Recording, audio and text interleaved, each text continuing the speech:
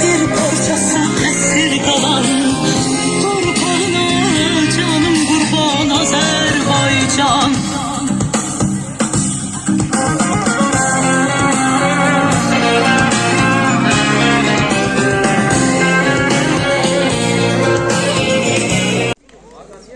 Salam, hər vaxtınız xeyir olsun.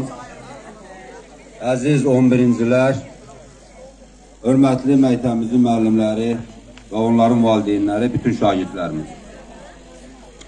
Əvvəla, xalqımızın ümumi lideri, ulu öndərimiz və torpaqlarımızın azadlığı uğrunda qanlarından keçmiş şəhidlərimizin əziz xatirəsini bir dəqiqəlik sükutla yad.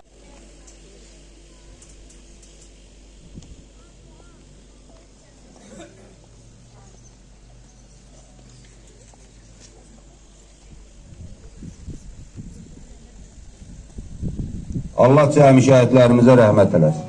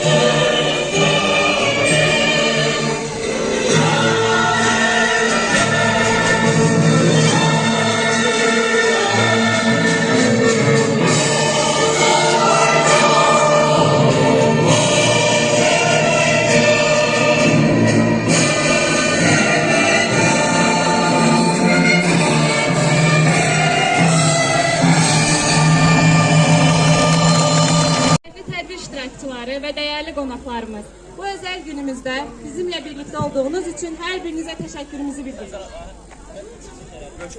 İnsan hayatında bazen elə günler olur ki, ömür boyu unudulmur. Bu yadda qalan, hər an xatırlanabilecek günlerden biri de son zəngdir. Uşaqlığımızın en eğlenceli, en qarsız günleri məktəb illərində olur. Bugün bütün mezunların kalbinin derinliklerinden kaş mektep illerimizi qayıdıb bir de yaşlardılar. Bu aziz günümüz münasibətilə bütün mezunları təbrik edirəm. Arzu edirəm ki, tələbə adına layiq görülüb öz istədiyiniz peşənin sahibi olarsınız.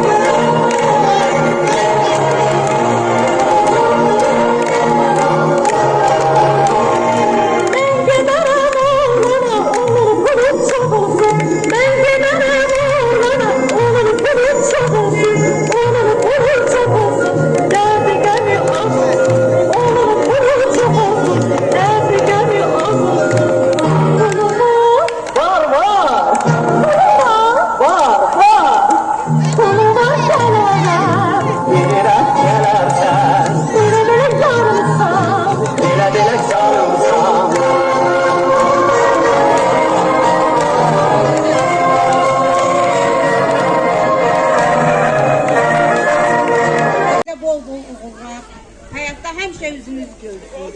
Valideynlərinizlə beraber biz de baxaq, həmişə sizə sevinək. Sağ olun.